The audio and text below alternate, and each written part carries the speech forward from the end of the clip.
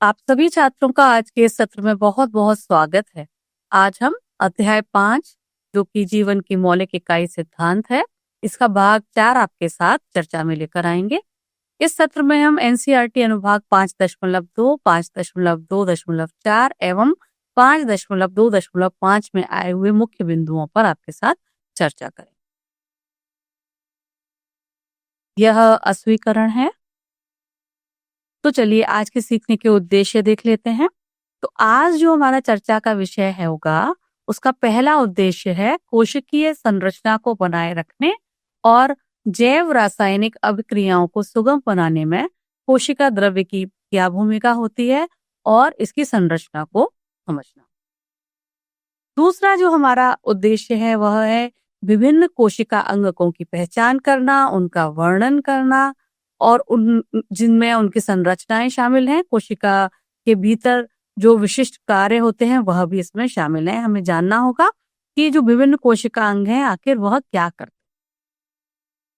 तीसरा, अगले चरण में हम जानेंगे कि अंतः द्रव्य कोशिकीय जालिका क्या होती है, या संक्षेप में उसको हम ER एंडोप्लाज्मिक रेटिकुलम या ER संक्षेप में उसको कहते हैं। तो यह क्या करती है, उसकी संरचना क्या है, ठीक है, इसके बारे में हम जानेंगे। उसका काम क्या है इसके बारे में हम जानेंगे। और फिर हम गोल्जी अपरेटस के बारे में आपके साथ बात करेंगे। कोशिकीय अपशिष्ट और बृहद अणुओं के विघटन और पुनर्चक्रण में लाइसोसोम का क्या योगदान है, वो कैसे कार्य करता है, उसका महत्व क्या है, इसके बारे में भी हम आपके साथ चर्चा करेंगे। तो ये आज के हमारे 5 सीखने के उद्देश्य हैं जिसकी चर्चा हम आज के इस व्याख्यान में करेंगे।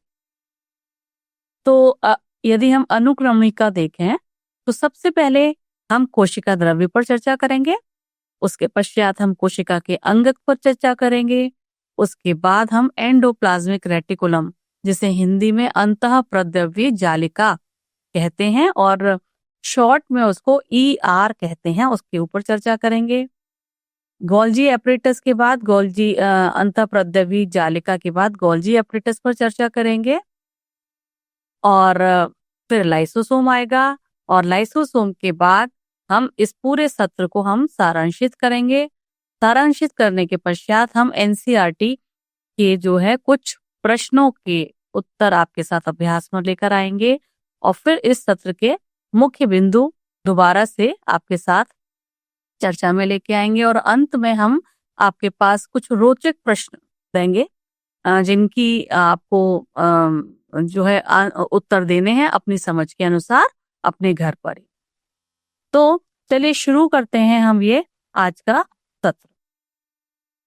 तो सबसे पहले हमें देखना है कोशिका किससे बनी होती है और कोशिका का संरचनात्मक संगठन क्या है। और इसमें हमारा जो पहला टॉपिक है, जिस मेन बिंदु की हम बात करेंगे, वो है कोशिका द्रव्य। तो आपको पता है कि हर जीवित कोशिका में कोशिका द्रव्य पाया जाता है। तो कोशिका द्रव्य को हम प्लाज्मा झिल्ली के साथ अंदर की तरफ पाए जाने वाला एक जेली जैसा पदार्थ कह सकते हैं, एक तरल पदार्थ कह सकते हैं। तो यह एक जेली जैसा द्रव्य पदार्थ होता है जो कोशिका के अंदर पाया जाता है। इसमें ज्यादातर पानी होता है, लेकिन इसमें सोडियम और पोटेशियम जैसे कुछ आयंस भी होते हैं और शर्करा, प्रोटीन, वसा जैसे कई कार्बनिक अणु भी होते हैं। यह मिश्रित कोशिका की गतिविधियों के लिए एकदम सही वातावरण बनाता है, जैसे सूप में भोजन के लिए आवश्यक सभी सामग्री होती हैं। तो कोशिका द्रव्य की सबसे महत्वपूर्ण भूमिकाओं में से यह एक है। यह कई चयापचय गतिविधियों का स्थान है। यहीं पोषक तत्वों को तोड़ा जाता है और कोशिका द्वारा उपयोग के लिए ऊर्जा का उत्पादन किया जाता है। इसमें कोशिका के अंगक, जिसे इंग्लिश में सेल ऑर्गेनेली कहते हैं, तो ये जो अंगक हैं इनके नामक कई विशेषीकृत संरचनाएं कोशिका के अंदर इसी कोशिका द्रव्य के अंदर पाई जाती हैं। तो अब यदि हम उस अपवाद की बात करें जो हमने अब तक चर्चा की, तो वायरस एक ऐसा अपवाद है जिसमें कोशिका झिल्ली या प्लाज्मा झिल्ली या फिर कोशिका द्रव्य सहित किसी भी प्रकार की झिल्ली की कमी होती है। इसके कारण वे जीवन में सामान्य विशेषताएं जैसे उपापचय या वृद्धि नहीं दिखाते जब तक कि वे किसी जीवित शरीर के अंदर प्रवेश ना करें। यदि वह जीवित शरीर के अंदर नहीं है, बाहर है, तो वो किसी प्रकार की कोई भी जीवन की जो सामान्य विशेषताएं हैं जैसे कि वृद्धि करना, उपापचय करना, ऐसा जीवन का कोई लक्षण नहीं दिखाता। इसलिए जो विषाणु होते हैं उनको अपवाद कहा जाता है। ठीक है, वायरस को जीवित और निर्जीव चीजों के बीच की कड़ी के रूप में भी माना जाता है। यानी कि जब यह मेजबान के शरीर के बाहर होता है, किसी जीवित कोशिका के बाहर होता है, तो वो एक निष्क्रिय कण के रूप में रहता है। लेकिन एक बार जीवित कोशिका के अंदर पहुंचने के बाद वे कोशिका की मशीनरी को प्रजनन के लिए अपने कब्जे में कर सकते हैं। यह उन्हें जीव विज्ञान में हम कह सकते हैं एक आकर्षक अपवाद बनाता है। यहाँ आप कोशिका द्रव्य की एक छवि देख सकते हैं जो हमें यह देखने में मदद करती है कि ये सभी प्रक्रियाएं और कोशिकाएं कोशिका के अंदर कहाँ स्थित है। याद रखें, कोशिका द्रव्य वह व्यस्त और गतिशील वातावरण है जहाँ जीवन लघुदर्शी स्तर पर होता है। आगे बढ़ने से पहले आइए कुछ समय लेकर समीक्षा करते हैं कि हमने क्या सीखा है।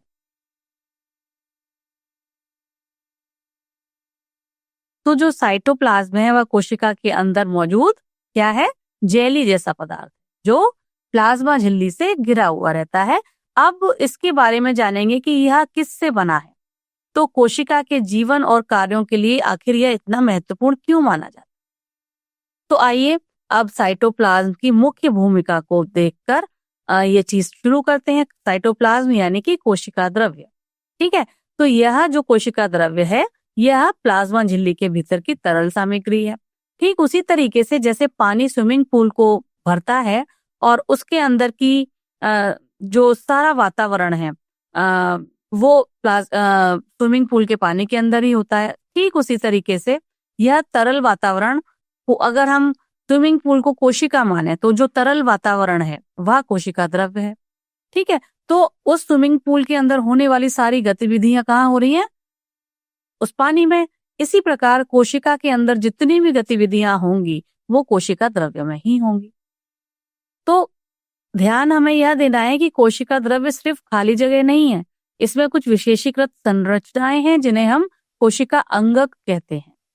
तो जो कोशिका द्रव्य में मौजूद प्रत्येक कोशिकांग का एक विशिष्ट कार्य होता है।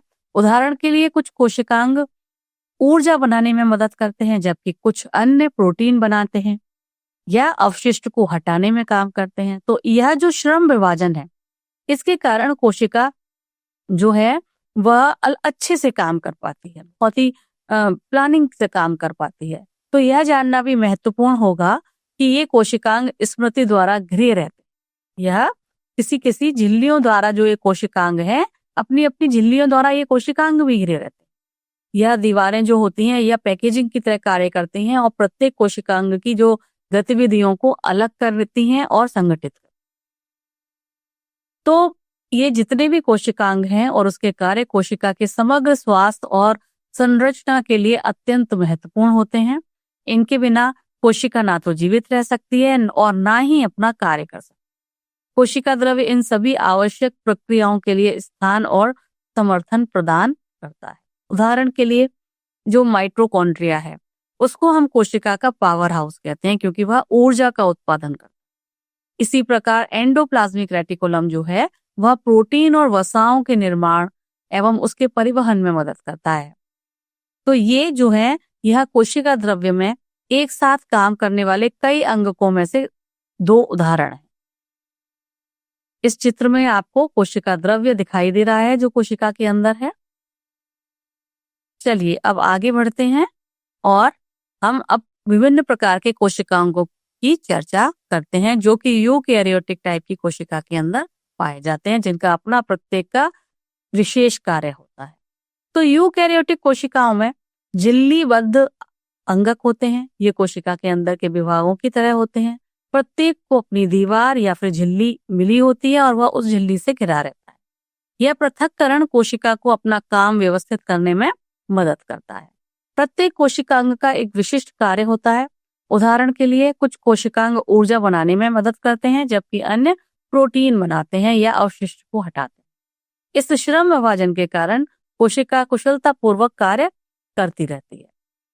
अलग अलग रासायनिक गतिविधियों के लिए अलग अलग स्थान होते हैं। कोशिका कई प्रक्रियाओं को एक साथ बिना हस्तक्षेप के आयोजित कर सकती है। आइए कुछ मुख्य कोशिकांगों को हाईलाइट कर लेते हैं, जैसे कि अंतःद्रव्यक जालिका, जिसे अंग्रेजी में हम कहेंगे एंडोप्लाज्मिक रेटिकुलम। दूसरा है गोल्जी उपकरण, ठीक है, जिसे अंग्रेजी में कहेंगे गोल्जी एपरेटस। तीसरा है लाइसोसोम। चौथा है माइटोकॉन्ड्रिया। फिर है प्लास्टिड्स। उसके बाद है रिक्तिकाओं को कहते हैं अंग्रेजी में वैक्यूल्स। तो इनमें से प्रत्येक कोशिकांग जो है उसकी एक अनूठी महत्वपूर्ण भूमिका होती है। जैसे माइटोकॉन्ड्रिया कोशिका का बिजली घर माना जाता है, क्योंकि वह ऊर्जा उत्पन्न करता है। इसी प्रकार जो गोल्जी उपकरण है वह पैकेजिंग और शिपिंग के केंद्र की तरह काम करता है। तो यह प्रमुख कोशिकांग हैं। तो अब हम एक एक करके सभी कोशिकांगों को थोड़ा विस्तार से उनके बारे में जानेंगे, उनकी संरचना कैसी है, उनका कार्य क्या है। सबसे पहले बात करेंगे एंडोप्लाज्मिक रेटिकुलम की। तो एंडोप्लाज्मिक रेटिकुलम एक झिल्ली से घिरा नलिकाओं और पतली परतों का एक बड़ा नेटवर्क होता है। यह संरचना जो एंडोप्लाज्मिक रेटिकुलम को बहुत अधिक स्थान को कवर करने और कोशिका के विभिन्न हिस्सों को कुशलता पूर्वक जोड़ने की अनुमति देती है। एंडोप्लाज्मिक रेटिकुलम कोशिका के भीतर सामग्री के परिवहन के लिए एक चैनल के रूप में कार्य करती है। यह जो ER है, एंडोप्लाज्मिक रेटिकुलम को शॉर्ट में हम ER भी कह सकते हैं। ER की एक अन्य महत्वपूर्ण भूमिका मेम्ब्रेन जैव संश्लेषण यानी कि झिल्ली जैव संश्लेषण में भी होती है। इसका अर्थ हुआ कि यह जो ER है इसमें बनने वाली कुछ प्रोटीन और लिपिड कोशिका की झिल्ली का निर्माण में भी मदद करते हैं। कोशिका की जो झिल्ली होती है ना, उसके निर्माण में भी मदद करती हैं एंडोप्लाज्मिक रेटिकुलम, ठीक है। तो यह झिल्ली का जैव जनन करने में भी मदद करती हैं। और जो लिपिड होती हैं वह कोशिका की झिल्ली, प्रोटीन और लिपिड दोनों करते हैं, जहां पर कोशिका की बाहरी दीवार का निर्माण की आवश्यक इमारती पिंड बनाए जाते हैं और कोशिका को मजबूत एवं स्वस्थ रखने के लिए उन्हें बाहर भेजा जाता है। यह देखिए अंतःप्रद्रव्य जालिका, जिसे हम अंग्रेजी में एंडोप्लाज्मिक रेटिकुलम कहते हैं, उसका चित्र यहाँ पर दिखाया गया।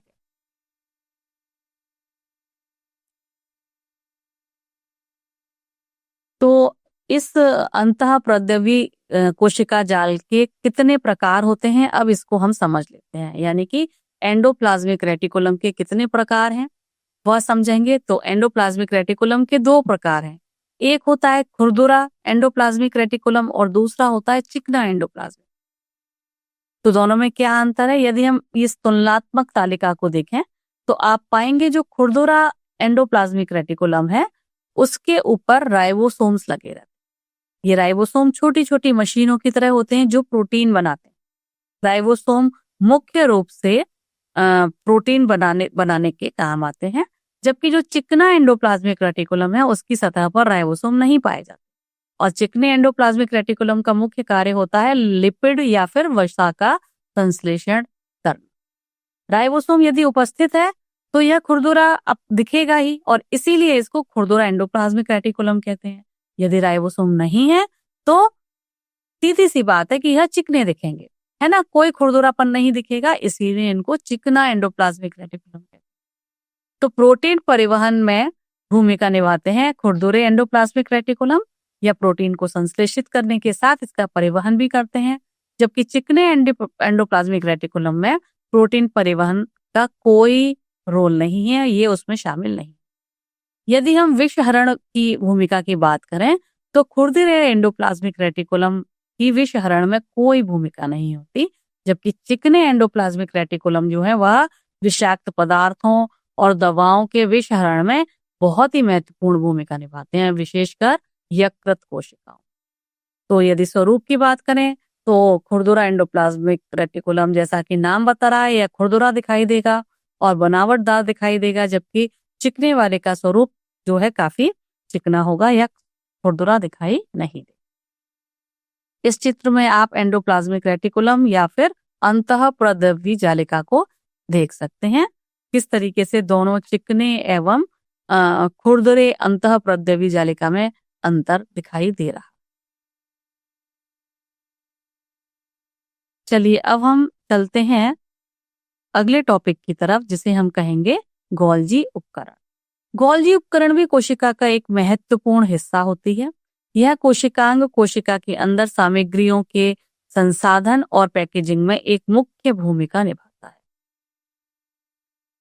तो सबसे पहले बात करते हैं गोल्जी उपकरण की खोज किसने की थी। तो सबसे पहले गोल्जी उपकरण की खोज एक इटली के एक वैज्ञानिक ने की थी, जिनका नाम था कैमिलो गोल्जी। तो उनकी ये जो खोज थी उससे हमें यह समझने में मदद हुई कि कोशिकाएं कैसे सामग्री को व्यवस्थित और परिवहन उसका करती। तो यदि हम ध्यान दें तो यह जो गोल्जी उपकरण है, इसमें झिल्लीबद्ध पुटिकाओं से मिलकर यह बना हुआ होता है। यह जो झिल्लीबद्ध पुटिकाएं हैं छोटे छोटे बुलबुले या थैले की तरह होती हैं, जिसमें से प्रत्येक के चारों ओर एक पतली पतली झिल्ली होती है। ये जो पतली झिल्लीबद्ध पुटिकाएं होती हैं, ये इनको हम सिस्टर्नी कहते हैं। ठीक है, और यह कुंडिका नामक ढेर में व्यवस्थित रहती। यह पूरा मिलाकर एक जटिल कोशिकीय झिल्ली तंत्र का भाग होता है।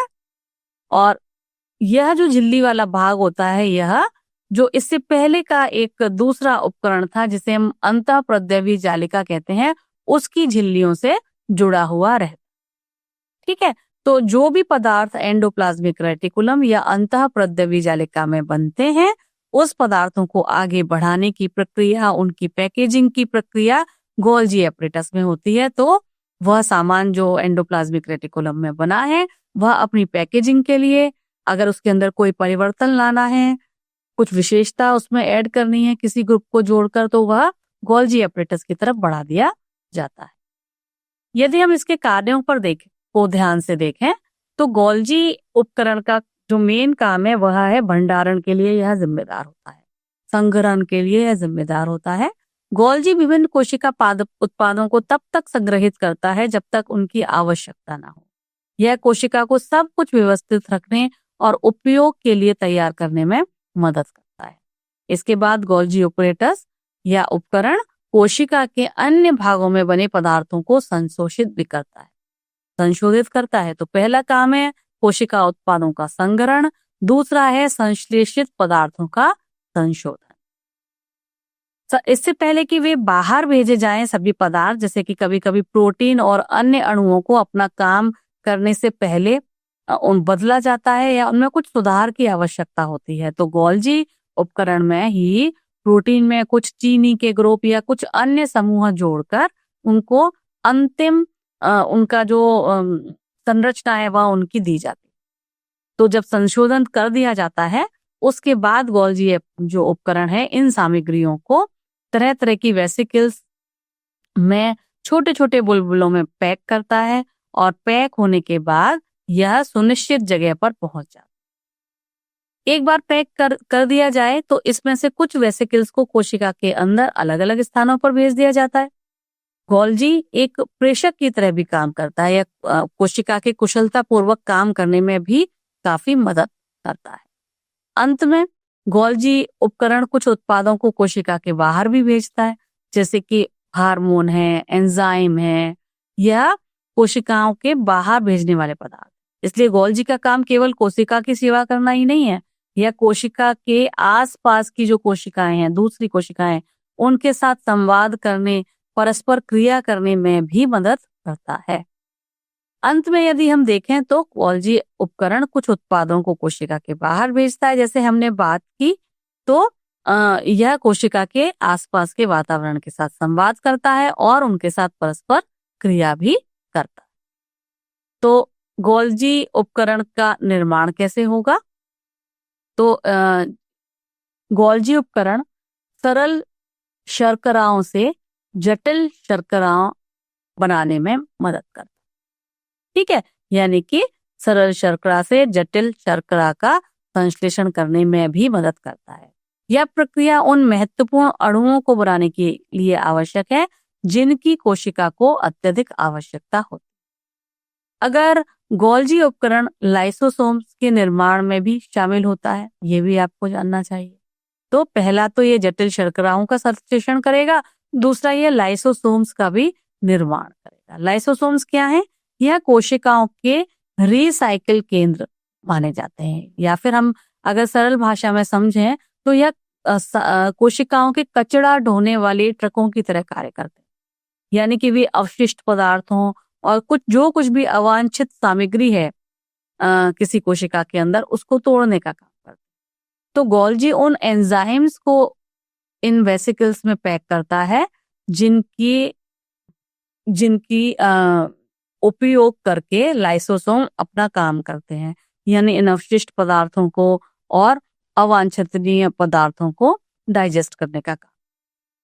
एक और महत्वपूर्ण कार्य यह है कि कोशिका जो गोल्जी उपकरण है, यह कई चरणों के माध्यम से उत्पादों का संसाधन करता है। यह सुनिश्चित करता है कि गोल्जी को छोड़ने से पहले सब कुछ ठीक हो जाए। तो जो गोल्जी उपकरण है यह कोशिका के सारे क्षेत्र में सामग्री के वितरण के लिए भी आवश्यक है। इस प्रणाली के बिना कोशिका अव्यवस्थित और कम कुशल होगी। अंत में गोल्जी उपकरण एंडोप्लाज्मिक रेटिकुलम के साथ मिलकर प्रोटीन का परिवहन का काम करता है। एंडोप्लाज्मिक रेटिकुलम एक विनिर्माण संयंत्र की तरह होती है और गोल्जी क्या है? यह पैकेजिंग और शिपिंग विभाग है। तो ये दोनों जो कोशिकांग हैं यह मिलकर यह सुनिश्चित करते हैं कि प्रोटीन सही ढंग से बनाया जाए, संशोधित किया जाए और उन स्थानों पर पहुंच जाए जहां इनकी आवश्यकता है। आप दिए गए चित्र में गोल्जी उपकरण को देख रहे हैं। तो चलिए अब हम समझते हैं कि गोल्जी उपकरण क्या करता है। यह तो हमने देख ही लिया कि प्रोटीन और लिपिड के संस्करण और पैकेजिंग के लिए यह एक प्रमुख कोशिकीय अंग है। परंतु यह जो गोल्जी उपकरण है, इन चीजों के गठन के लिए अक्सर यह अंतःद्रव्य कोशिका जालिका या एंडोप्लाज्मिक के साथ मिलकर काम करेगा और शुरुआती एंडोप्लाज्मिक रेटिकुलम के साथ। ठीक है, तो प्रोटीन बनेगी एंडोप्लाज्मिक रेटिकुलम में, उसके बाद यह गोल्जी उपकरण में आगे अपनी प्रक्रिया के लिए भेजी जाएगी। प्रोटीन युक्त जो वेसिकल होंगी वह जब बन जाएगी एंडोप्लाज्मिक रेटिकुलम में तो उससे अलग हो जाएगी, और अलग होने के बाद गोल्जी नेटवर्क का जो एक फेस होता है, सिस फेज, वहां पर जाएगी, उस नेटवर्क के साथ मिलेगी और वहां पर उसका एकत्रीकरण शुरू हो जाए। जैसे जैसे यह वेसिकल जो बनी थी एंडोप्लाज्मिक रेटिकुलम में और वो एक वेसिकल में पैक हो गई थी प्रोटीन, या जैसे जैसे गोल्जी तक पहुंचेंगी उसके साथ मिलकर उनकी झिल्ली आगे बढ़ती रहेगी और सिस्टर्नी नामक एक स्टॉक जैसी संरचना बनाएगी। यह सिस्टर्नी स्टैक के माध्यम से आगे बढ़ेगी और आगे बढ़ते समय यह धीरे धीरे परिपक्व होने लगे, यानी कि गोल्जी जो झिल्ली है वो बढ़ती रहेगी क्योंकि अधिक वेसिकल इसके साथ संलयित होती रहेंगी, जिससे सिस्टर्नी का निर्माण होता है और जो स्टॉक के माध्यम से परिपक्व होती है। जैसे ही पैकेज किसी कन्वेयर बेल्ट पर आगे बढ़ते हुए प्रत्येक स्टेज पर जो है अपने आप को क्या करेगा, अपने अंदर परिवर्तन लाता रहेगा और परिवर्तन लाने के बाद कुछ उसके साथ जरूरी गुण अणु जुड़ सकते हैं, है ना, कोई शर्करा की चीज जुड़ सकती है और वो इस तरीके से धीरे धीरे संशोधित होती जाएगी। संशोधित होके जब यह अपना प्रमुख रूप ले लेगी तो यह अपने गंतव्यों के लिए परिवहन के लिए छांटी जाएगी। ठीक है, तो यह जो पैकेट होंगे इनको लेबल किया जाएगा, व्यवस्थित किया जाएगा ताकि वे सही पते पर पहुंचे, चाहे वह कोशिका का दूसरा हिस्सा हो या कोई ऐसी जगह जो कोशिका के बाहर। इस दिए गए चित्र में आप गोल्जी एपरेटस या गोल्जी उपकरण कैसे निर्माण विधि में काम करता है वह दर्शाया गया है। इसका ट्रांस पृष्ठ और सिस पृष्ठ दोनों दिखाए गए हैं। सबसे पहले जो पुटिकाएं हैं वह सिस पृष्ठ पर आएंगी फिर विभिन्न कुंडलियों से होते हुए या ट्रांसपस्ट पर जाकर उन जैसे जैसे वह संशोधित होती जाएंगी अपने गंतव्यों के लिए निकल पड़े। चलिए अब हम अगले कोशिकांग की बात करेंगे जिसे हम कहते हैं लाइसोसोम। तो सबसे पहले ये समझते हैं कि लाइसोसोम होता क्या है। तो परिभाषा है लाइसोसोम की कि लाइसोसोम पाचक एंजाइमों से भरी हुई झिल्लीबद्ध थैलियां होती। यह छोटी छोटी बुलबुले जैसी थैलियां होती हैं जिसके चारों ओर झिल्ली होती है, परंतु इन थैलियों के अंदर शक्तिशाली पाचन एंजाइम बड़े होते हैं जो अवांछित पदार्थों को तोड़ने के लिए तैयार। लाइसोसोम के अंदर के एंजाइम वास्तव में एक अन्य कोशिका संरचना द्वारा बनाए जाते हैं जिसे रूखी एंडोप्लाज्मिक रेटिकुलम या रफ एंडोप्लाज्मिक रेटिकुलम कहा जाता है।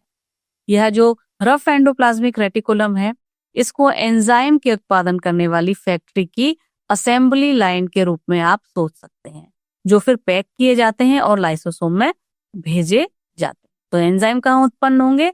एंजाइम उत्पन्न होंगे खुरदुरी अंतःद्रव्य जालिका के अंदर। तो ये जो लाइसोसोम्स हैं वह इन एंजाइमों का आखिर करते क्या है? जो लाइसोसोम है या कोशिका का जो कचरा होता है उसके निकास प्रणाली के रूप में कार्य करता है। लाइसोसोम कोशिका के अंदर जो भी अवांछित सामग्री है उसको एकत्रित करते हैं, उसको पचाते हैं, तो अवशिष्ट को निपटाने वाला कार्य करते हैं। लाइसोसोम कोशिका को स्वच्छ बनाए रखने में भी मदद करते हैं क्योंकि जो अवशिष्ट पदार्थ है उसको पचाएंगे वो।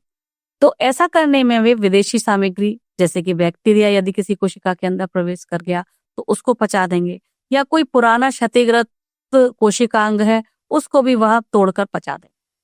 तो इनका महत्व क्या है? इनका महत्व है कि यह जटिल पदार्थों को सरल पदार्थों में तोड़ने का काम करते हैं और कोशिका के अंदर पुनर्चक्रण और अवशिष्ट प्रबंधन के लिए अपनी भूमिका निभाते हैं ताकि कोशिका के अंदर सब कुछ संतुलित रहे और कोशिका ठीक से कार्य करती रहे। तो लाइसोसोम जैसा मैंने बताया विदेशी पदार्थों से कैसे निपटना है वो बहुत अच्छे से जानते हैं, चाहे वह जीवाणु हो या भोजन के टुकड़े करना हो या कोई पुराने कोशिकांग हो, सभी कुछ लाइसोसोम द्वारा ही पचाए जाते हैं। लाइसोसोम के अंदर काफी शक्तिशाली एंजाइम होते हैं जो सभी तरीके के कार्बनिक पदार्थों को तोड़ने में सक्षम होते हैं और ताकि कोशिका के अंदर इन अनावश्यक चीजों को तोड़ा जा सके और ताकि उनको पचाने के बाद कोशिका अच्छे से कार्य करे। तो यह बड़े अणुओं को छोटे घटकों में तोड़ने का काम करती है। कोशिका का अनुरक्षण भी करती है, यानी कोशिका घटकों के पुनर्चक्रण में भी यह मदद करती है। लाइसोसोम पुराने कैसे करेगी? क्योंकि यह पुराने और क्षतिग्रस्त कोशिका भागों को तोड़ देगी ताकि उनके निर्माण खंडों का फिर से उपयोग किया जा सके जिससे कोशिका अधिक कुशल तरीके से काम करे। तो जो यह काफी दक्षतापूर्ण अपना कार्य करते हैं, यानी कि अपशिष्ट को हटाकर कोशिका को स्वस्थ बनाए रखने में मदद करते हैं। तो यदि हम देखें तो लाइसोसोम के कितने कार्य हुए? बाहरी पदार्थों का प्रबंधन करते हैं, ये शक्तिशाली एंजाइम इनमें बड़े रहते हैं, यह पाचन क्षमता इनकी बहुत अच्छी होती है, कोशिका अनुरक्षण में कार्य करते हैं एवं इन इतने दक्ष होते हैं यह कि अवशिष्ट पदार्थों को हटाकर कोशिका को स्वस्थ बनाने में महत्वपूर्ण भूमिका निभाते। तो चलिए अब हम देखते हैं लाइसोसोम कोशिका उपापचय में कैसे शामिल होते हैं। जब कोशिका की सामान्य प्रक्रियाएं बाधित हो जाती हैं तो लाइसोसोम स्थिति को प्रबंधित करने में मदद करते हैं। यदि कोशिका का कोई भी कोशिकांग क्षतिग्रस्त हो गया है तो लाइसोसोम वास्तव में इस क्षति के प्रति प्रतिक्रिया देते हैं और प्रतिक्रिया देते हुए फट जाते हैं। जब यह फट जाएंगे तो एक आपातकालीन प्रतिक्रिया होगी, यानी कोशिका पुनः प्राप्त करने में असमर्थ हो जाएगी और लाइसोसोम अपनी सामग्री यदि छोड़ देंगे तो क्या होगा? वह जो कोशिका है वो कोशिका को तोड़ने में मदद लगेगी, है ना। यदि कोशिका क्षतिग्रस्त हो गई है, खराब हो गई है, तो उस कोशिका को क्या करेगी? लाइसोसोम फटेगा तो उसके अंदर जितने भी एंजाइम है वह कोशिका को तोड़ने में मदद करे। तो इसको हम स्व विनाशकारी क्षमता कह सकते हैं लाइसोसोम की, और इसी कारण लाइसोसोम्स को हम आत्महत्या का बैग या आत्महत्या थैली के रूप में भी जानते हैं। सुसाइडल बैग जिसे इंग्लिश में कहेंगे, इसी तरीके से हिंदी में आत्महत्या थैले के रूप में इनको जाना जाता है। यह उपनाम उन्हें क्यों दिया गया है? क्योंकि उनकी यह इस शक्ति के कारण दिया गया है कि यदि आवश्यकता ना हो तो वह कोशिका को आंतरिक रूप से भी नष्ट कर सकते हैं। इसीलिए इनको स्वपाचन करने की जो है एक कैपेबिलिटी, एक चीज मिली हुई होती है। इस तरीके की इनके अंदर एक शक्ति होती है कि वह स्वपाचन कर सके, जिसे इंग्लिश में हम ऑटो डाइजेशन कहते हैं। तो ऐसे एंजाइम्स को यह मुक्त कर देते हैं कोशिका के अंदर कि वह कोशिका का ही पाचन कर दे। ठीक है, तो हालांकि यह नष्ट करने जैसा लगता है, लेकिन लाइसोसोम वास्तव में जीवन की रक्षा कर रहे हैं, क्योंकि जो कोई भी कोशिका दोषपूर्ण हो गई या क्षतिग्रस्त हो गई तो उसको हटाना तो जरूरी है, ताकि संक्रमण या रोग जैसी जो बड़ी समस्याएं हैं उनसे पूरे शरीर को रोका जा सके। उसके लिए क्या करना होगा, उस जो जो ऐसी कोशिका है जो खराब हो गई है उसको नष्ट करना बेहतर है, ताकि बाकी शरीर को बचाया जा सके। इस चित्र में आपको लाइसोसोम का चित्र दिखाया गया है, उसकी झिल्ली, लिपिड परत एवं जल अपघटनीय एंजाइमों का मिक्सचर आप देख सकते। अब देखते हैं कि लाइसोसोम का निर्माण कैसे होता है। पहला जो चरण है वह है संश्लेषण। तो लाइसोसोम के लिए निर्धारित प्रोटीन बनती है कहां पर, खुरदुरे एंडोप्लाज्मिक रेटिकुलम और राइबोसोम के द्वारा यह संश्लेषित। एक बार यह जब प्रोटीन बन जाती है तो उसे अगले स्टेशन पर पहुंचने की आवश्यकता होती है, तो उसके लिए उसे परिवहन करना पड़ेगा। यह परिवहन होगा छोटी छोटी वेसिकल्स के माध्यम। तो यह जो प्रोटीन जब उन छोटी छोटी वेसिकल्स या पुटिकाओं में पैक हो जाती हैं तो उनको गोल्जी उपकरण की तरफ ले जाया जाता है, जहां पर गोल्जी उपकरण के अंदर प्रोटीन्स को और संशोधित किया जाता है, छाटा जाता है और संशोधित करने के बाद गोल्जी जो विभाग है, यहाँ पर गोल्जी विभाग का हमने काम पहले भी पढ़ लिया था कि यह पैकेजिंग विभाग की तरह काम करता है। तो यह भी सुनिश्चित करता है कि प्रत्येक प्रोटीन अपने विशिष्ट कार्य के लिए तैयार हो जाए, है ना। और यह प्रोटीन को विस्फोटिका के रूप में उस पैक किया जाता है, जो कि बाद में लाइसोसोम बन जाते हैं। और उसके बाद जब लाइसोसोम्स बन जाते हैं गोल्जी अपरेटस के अंदर, तो इन वेसिकल्स का मुकुलन होता है, यानी कि ये पुटिकाएं गोल्जी से मुकुलित होती हुए प्राइमरी लाइसोसोम्स बनाती हैं या प्राथमिक लाइसोसोम्स बनाती हैं। और अंतिम चरण में इनकी परिपक्वता होती है। परिपक्वता के लिए क्या होगा, प्राथमिक लाइसोसोम्स अन्य वेसिकल्स जैसे एंडोसोम्स के साथ मिलकर परिपक्व लाइसोसोम बनाते हैं, जहां वह पाचन एंजाइम्स से पूरी तरीके से लैस हो। दिए गए चित्र में आप लाइसोसोम का निर्माण देख सकते हैं कैसे हो रहा। चलिए अब इस सत्र को सारांशित करेंगे। तो आज जिस विषय में हमने चर्चा की उसमें क्या हमने पढ़ा था, हमने पढ़ा कि कोशिका द्रव्य क्या है। यह कोशिका झिल्ली के अंदर का जेली जैसा तरल पदार्थ है। इसमें कोशिका के सभी कोशिकांग रहते हैं और यह वह वातावरण है जहाँ कोशिका की अधिकांश क्रियाएं होती हैं। फिर हमने यह जाना कि कोशिका द्रव्य के में जो प्रत्येक कोशिकांग है उसका अपना एक विशिष्ट कार्य होता है और इसीलिए यह जो कोशिकांग है वह भी झिल्लीबद्ध होते हैं। हमने जाना कि यूकैरियोटिक कोशिकाओं में एक केंद्रक झिल्ली और जटिल कोशिकांग होते हैं जिनके अपने अपने विशिष्ट कार्य होते हैं। प्रोकैरियोटिक कोशिकाएं जैसे कि बैक्टीरिया, इनमें एक यदि हम इनकी बैक्टीरिया या प्रोकैरियोटिक कोशिकाओं से तुलना करें यूकैरियोटिक की, तो यूकैरियोटिक में एक सच्चा केंद्रक होता है ना, जबकि प्रोकैरियोटिक में सच्चा केंद्रक नहीं होता है। तो यह झिल्लियां कोशिकांगों के कार्य के लिए काफी आवश्यक हैं, जो जीवित कोशिकाओं को झिल्ली रहित विषाणुओं से भिन्न बनाते। झिल्लियों की कमी के कारण ही जो विषाणु होते हैं या जिसे अंग्रेजी में वायरस कहते हैं, वह परपोषी के शरीर के बाहर निर्जीव कणों की तरह रहते हैं। यूकैरियोटिक कोशिकाओं के कोशिकांग रासायनिक गतिविधियों को अलग रखते हैं, जिससे दक्षता बढ़ती है। फिर हमने एंडोप्लाज्मिक रेटिकुलम के बारे में जाना। हमने जाना कि यह पदार्थों के परिवहन के लिए एक झिल्ली तंत्र होता है, जिसके दो प्रकार हैं, खुरदुरी ईआर एवं चिकनी ईआर। खुरदुरी प्रोटीन संश्लेषण करती है जबकि चिकनी लिपिड संश्लेषण में काम। फिर हमने गोल्जी अपरेटस या गोल्जी उपकरण कोशिकांग के बारे में जाना और हमने देखा कि ईआर से जो प्रोटीन और लिपिड बनते हैं उसकी छटाई और पैकेजिंग गोल्जी उपकरण में होती है। इसके बाद हमने लाइसोसोम्स के बारे में जाना। जो लाइसोसोम्स हैं वह अवशिष्ट के अपघटन के लिए एंजाइम से भरे हुए थैले होते हैं, जिन्हें क्षतिग्रस्त होने पर कोशिका पाचन में अपनी भूमिका निभाने के लिए आत्मघाती थैले के रूप में कार्य करना पड़ता है।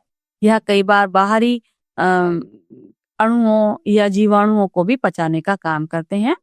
तो इस तरीके से इनकी भूमिका होती है। तो यह सारा कुछ आज के इस सत्र में हमने पढ़ा, जिसे हमने आपके सामने एक बार फिर से सारांशित कर दिया है। तो चलिए अब हम प्रश्न देख लेते हैं एनसीईआरटी के। यहाँ पहला प्रश्न दिया हुआ है, लाइसोसोम को कोशिका की आत्मघाती थैली आखिर क्यों कहा जाता है और कोशिकीय रखरखाव के भीतर उनका प्राथमिक कार्य क्या है? आप जानते हैं कि लाइसोसोम्स को आत्मघाती थैली क्यों कहते हैं? इसका चलिए अब हम उत्तर समझ लेते हैं। लाइसोसोम्स को आत्मघाती थैली कहते हैं क्योंकि इनके अंदर बहुत सारे एंजाइम्स होते हैं, पाचक एंजाइम्स होते हैं। जब भी कोई इस तरीके का बाहरी विषाणु, जीवाणु या फिर कोई कोशिका क्षतिग्रस्त हो गई है, तो कोशिका का लाइसोसोम्स का काम होता है कि वह उस कोशिका को पचा दे ताकि बाकी शरीर जो है ठीक से कार्य करे, या उस विषाणु और जीवाणु को पचा दे, उसको खत्म कर दे ताकि वह अपना जो इन्फेक्शन है वह बाकी सेल में ना पहुंचाए। इसीलिए इसको आत्मघाती थैली कहा जाता है, क्योंकि इसमें बहुत ही गंभीर तरीके के क्या होते हैं, एंजाइम्स इसके अंदर होते हैं। तो इनका जो पहला काम है वह है सेल को साफ सुथरा रखना, सेल के अंदर जो अवशिष्ट पदार्थ बन रहे हैं उनको वहां से हटाना। यदि कोई सेल जो कोशिका क्षतिग्रस्त हो गई है तो उसको वहां से हटाना, कोई इन्फेक्शन अगर आ गया है तो उसको वहां से हटाना। ये सब करने के लिए क्या करना पड़ेगा, लाइसोसोम को अपने आत्मघाती जो एंजाइम है उनको सेल के अंदर छोड़ना पड़ेगा, ताकि उन सभी चीजों को वो अगर सेल खराब हो गई है कोशिका तो उसको हटाया जा सके। यदि विषाणु या जीवाणु है तो उनको वह उसके अंदर अपने अंदर ले लेगा और उनका पाचन कर, ठीक है। तो इसीलिए इनको आत्मघाती थैला कहा जाता है। तो कोशिका के अंदर, अच्छा, इनका प्राथमिक कार्य कोशिकीय रखरखाव के भीतर उनका प्राथमिक कार्य क्या है, यह का पूछा गया है। तो इनका प्राथमिक कार्य है शक्तिशाली पाचक एंजाइमों को रखना, अपने अंदर रखना, ताकि क्या हो, यदि कोई भी कोशिका क्षतिग्रस्त है या कोई विषाणु है, जीवाणु है, उनका वह पाचन कर सके, कोई अपशिष्ट पदार्थ है तो उनका वह पाचन कर सके, ताकि कोशिका अपना कार्य स्वस्थ तरीके से आगे कर सके, ठीक है। तो हम कह सकते हैं इनका प्राथमिक कार्य कोशिका की अवशिष्ट चीजों को निपटाना होता है। वे कई तरीके के विदेशी पदार्थ, जैसे कि मैंने वैसे आपको बता दिया है, जैसे बैक्टीरिया है या कोई पुरानी कोशिका घटक है, इनको पचाने का भी कार्य करते हैं और कोशिकीय अवशिष्ट का पुनर्चक्रण करके कोशिका को साफ कर, ठीक है। तो ये उनके प्राथमिक कार्य हो जाएंगे। और इनको क्या कहा जाता है, ये हमने बात कर ली। कोशिका की इनको आत्मघाती थैली के रूप में जाना जाता है, क्योंकि इनके अंदर शक्तिशाली पाचक एंजाइम्स भरे हुए रहते। अगला प्रश्न है, कोशिका सामग्री के संश्लेषण और अभिगमन में गोल्जी उपकरण की भूमिका पर चर्चा कीजिए और समझाइए कि इनकी संरचना इनके कार्य का कैसे समर्थन करती। तो जो गोल्जी उपकरण है, इसके हल देख लेते हैं।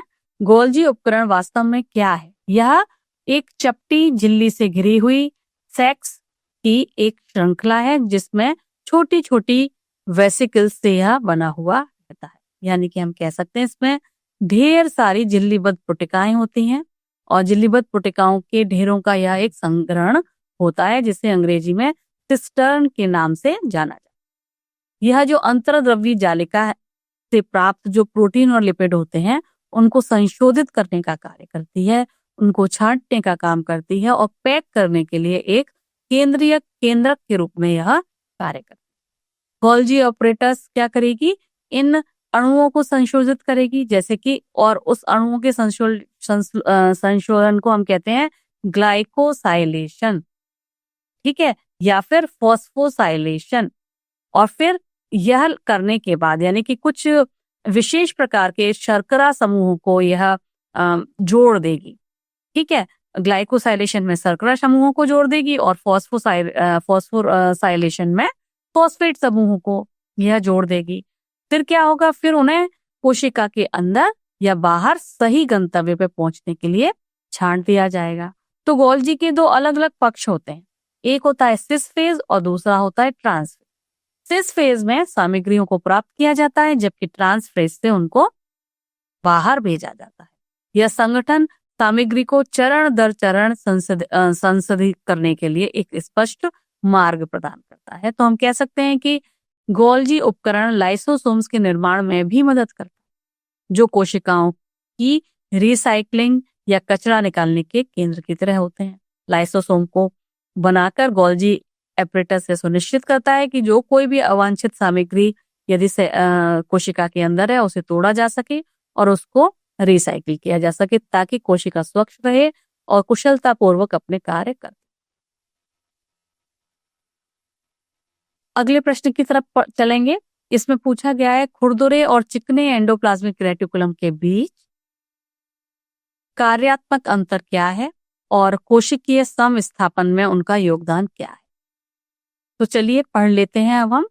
यह जो खुरदुरे अंतर्द्रव्य जालिका होती है उसकी सतह पर पाए जाते हैं राइबोसोम और यह जिम्मेदार होते हैं प्रोटीन संश्लेषण। ठीक है, यह आप जानते हैं। तो प्रोटीन संश्लेषण के लिए यह जिम्मेदार है। तो इस प्रोटीन को बनाने के बाद यह प्रोटीन अपनी जगह चली जाए, यह बहुत आवश्यक होता है, चाहे वो कोशिका के अंदर जाए या बाहर जाए। तो रफ एंडोप्लाज्मिक रेटिकुलम एक कन्वेयर बेल्ट की तरह काम करते हैं, जो इन नई प्रोटीन्स को जिसको उन्होंने बनाया है उसको अगले गंतव्य तक पहुंचाने में मदद करते हैं। यह उन कोशिकाओं के लिए विशेष रूप से महत्वपूर्ण है जो बहुत सारी प्रोटीन का स्राव करते हैं, जैसे कि हमारे अग्नाशय मौजूद जो कोशिकाएं हैं उनमें इंसुलिन बनता है, तो वहां इसका अत्यधिक प्रयोग होता है। तो दूसरी जो होती है चिकनी अंतर्द्रव्य जालिका या जिसे हम कहते हैं स्मूथ एंडोप्लाज्मिक रेटिकुलम, इस पर राइबोसोम्स नहीं होते हैं। यह लिपिड संश्लेषण में अपनी भूमिका निभाती है और विषाक्त पदार्थों तथा दवाओं के विषहरण में भी अपनी महत्वपूर्ण भूमिका निभाती है, विशेष करके यकृत कोशिकाओं। यानी कि ये हमारे शरीर में यदि कहीं कुछ जहर है, कुछ विषाक्त पदार्थ हैं, तो उसको हटाने का कार्य। वसा और तेल का तो ये संश्लेषण करती ही है, लेकिन इसके अलावा इन विषाक्त पदार्थों को भी हमारे शरीर से हटाने का कार्य करती है। तो हम ये समझ सकते हैं कि ये जो दोनों REI और SER जो हैं, यानी रफ एंडोप्लाज्मिक रेटिकुलम और स्मूथ एंडोप्लाज्मिक रेटिकुलम, दोनों ही कोशिका के स्वस्थ और संतुलित रहने के लिए अत्यंत महत्वपूर्ण हैं। ये यह सुनिश्चित करते हैं कि कोशिका में सही प्रोटीन और लिपिड हो और वे विषाक्त पदार्थों को दूर करने में भी मदद करते हैं। अंतःप्लाज्मिक रेटिकुलम या अंतर्द्रव्य जालिका जो है, यह कि ये जो दोनों भाग हैं मिलकर कोशिका के स्वस्थ जीवन के लिए काफी महत्वपूर्ण भूमिका निभाते हैं। तो इस सत्र के प्रमुख नोट्स क्या होंगे उनको एक बार देख लेते हैं। पहला, प्रोकैरियोटिक कोशिकाओं में एक सुस्पष्ट केंद्रक और झिल्लीबद्ध अंगक नहीं होते, जो जीवाणु और आर्कीबैक्टीरिया में बहुत ही सामान्य सी बात है। जबकि यूकैरियोटिक कोशिकाओं में यह दोनों चीजें यानी कि केंद्रक झिल्ली, तो स्पष्ट केंद्रक एवं झिल्लीबद्ध अंगक होते हैं। झिल्लियां जो हैं, झिल्ली वाले जो अंग हैं, इनका कार्य बहुत महत्वपूर्ण होता है और जीवित कोशिकाओं को यह जो चीज है विषाणुओं से अलग करती है, क्योंकि जो विषाणु हैं उनमें कोई भी झिल्ली वाली चीज यानी कोई अंगक नहीं होता, कोशिका झिल्ली नहीं होती है। इसीलिए जब विषाणु किसी भी जीवित कोशिका के बाहर होते हैं तो एक निष्क्रिय अणु के रूप में पड़े रहते हैं, जबकि अपनी जितनी भी जीवन से संबंधित प्रक्रियाएं हैं वह तभी कर पाते हैं जब वह किसी जीवित कोशिका के अंदर हो। यूकैरियोटिक कोशिकाओं में जो प्रमुख अंगक हैं वह कौन कौन से हैं? एंडोप्लाज्मिक रेटिकुलम, गोल्जी उपकरण, लाइसोसोम, माइटोकॉन्ड्रिया, प्लास्टेड्स, वैक्यूल्स, ये सभी कोशिका के अंदर पाए जाते हैं यूकैरियोटिक कोशिकाओं। एंडोप्लाज्मिक रेटिकुलम का काम है तरह तरह के पदार्थों का परिवहन करना, यानी कि प्रोटीन का परिवहन करेगा रफ एंडोप्लाज्मिक रेटिकुलम और लिपिड का संश्लेषण करेगा इसमें स्मूथ एंडोप्लाज्मिक रेटिकुलम। गोल्जी उपकरण का काम है या जो पदार्थ बनाए गए एंडोप्लाज्मिक रेटिकुलम के द्वारा यानी कि प्रोटीन और लिपिड उनका संशोधन करना, उनको छांटना और कोशिका के अंदर एवं बाहर वितरण के लिए पैक करना।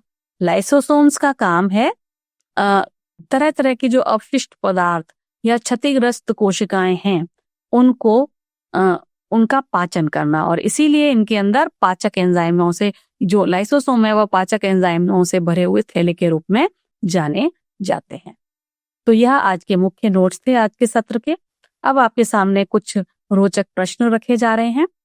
इसमें आपसे पूछा जाता है कि अंतः कोशिकीय संगठन को बनाए रखने और कोशिकीय उपापचय को सुविधाजनक बनाने में कोशिका द्रव्य की भूमिका का आकलन करें। क्या कोशिकाएं कम संरचित कोशिका द्रव्य के साथ कुशलता से कार्य कर पाएंगी, इसके बारे में भी बताएं। दूसरा आपसे पूछा जा रहा है कि यकृत कोशिकाओं में चिकनी अंतः द्रव्यी जालिका के कार्य क्या है और यह अन्य प्रकार की कोशिकाओं की तुलना में कैसे भिन्न है। यह आपको सुकेंद्र की कोशिकाओं में कोशिकांगों की अनुकूलता और विशिष्टता के बारे में क्या बताता है। तो यह 2 रोचक प्रश्न आपसे पूछे जा रहे हैं, जिसके बारे में आप सोचिए और घर पर ही अपनी समझ के अनुसार इनका उत्तर दीजिए। तो यह सेशन अब यहीं समाप्त होता है। अगले सत्र में आपके साथ फिर किसी नए टॉपिक के साथ मुलाकात होगी। तब तक के लिए आपका बहुत बहुत धन्यवाद।